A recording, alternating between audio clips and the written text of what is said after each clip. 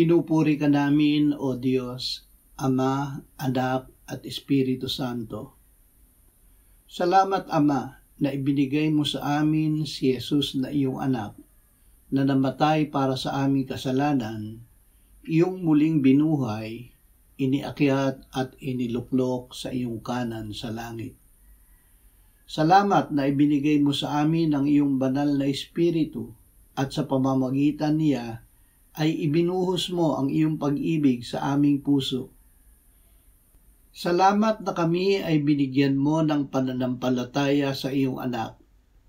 Dahil dito kami ay isinilang mong muli at binigyan ng buhay na walang hanggan na nasa iyong anak na ngayon ay nananaan sa amin sa pamamagitan ng Espiritu Santo.